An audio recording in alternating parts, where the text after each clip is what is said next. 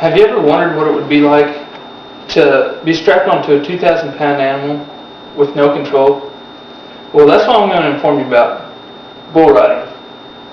Bull riding has many basics, but today I'm going to inform you about the total score and how you get that score, tips for success, and the equipment used in bull riding. To begin, the score possible for a bull ride is 100 points, which is marked by 2 judges in the arena.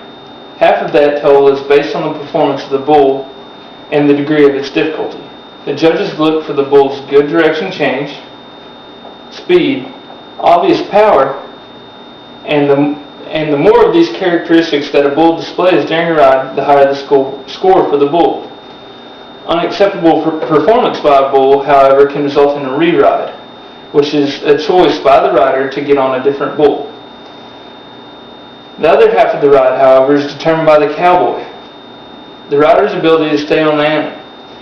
The judges look for consistent control and good body position throughout the ride. The rider must stay on the bull for 8 seconds, and the clock begins when the bull's shoulders come out of the chute gate. If a rider's hand comes out of the rope where he touches the ground, the time is over. The bull rider must ride with one hand and is disqualified if his free hand touches the animal. While staying on for 8 seconds is a top priority, however, you can earn extra points by spurring the animal. Next, gear is the main part of bull riding. A primary piece of equipment that is used in bull riding is your bull rope. A bull rope is a handle that is braided into the center. Has a handle that is braided into the center of the rope. It's usually stiffened with leather and has a pad under it. One side of the rope has a knot to adjust the size so it fits each animal. Another side has a flat piece that is covered with rosin so it doesn't slip. A metal bell is tied to the knot so that it gives the rope some weight so it falls off the bull after the rider is off.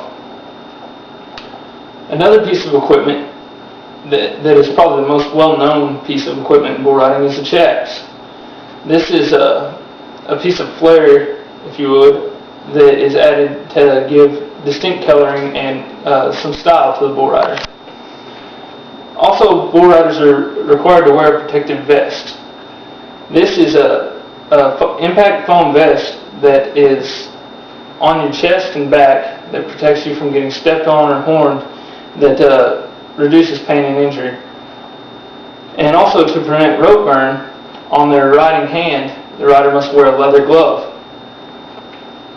This often has rosin on it, like the piece of rope, to keep from slipping. Also, cowboy boots with spurs are worn. The dull spurs help keep the rider's balance with his legs. Skilled riders, as mentioned earlier, spur the bull in hope of achieving extra points from the judges. Cowboy hats remain the primary headwear for cowboys, while helmets and masks are becoming more and more popular due to safety.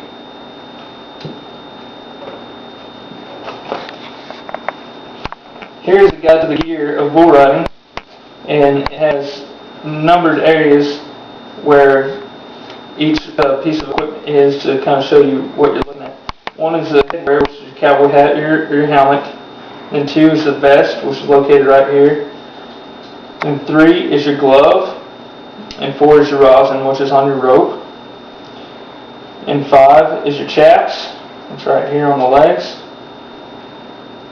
6 is your rope, which is where the rosin was also. And then 7 and 8 are your boots and spurs.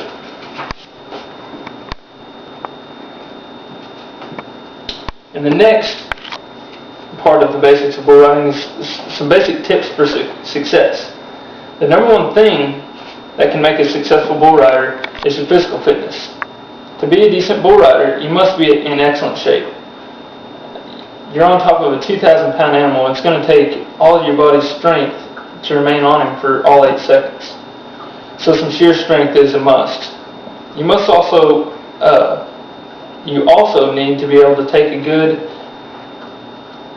hit. At some point in bull riding, you're going to get hurt, and there's a common phrase that says, it's not if you get hurt, it's when you get hurt in bull riding. And the ability to recover from injury is huge.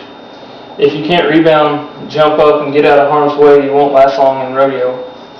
And practice is also a big key when bull riding. The only way you can get better is by riding as many different bulls as you can. Every bull is different, so it uses a different technique to get rid of you off its back. So the more bulls you ride, the better off you are.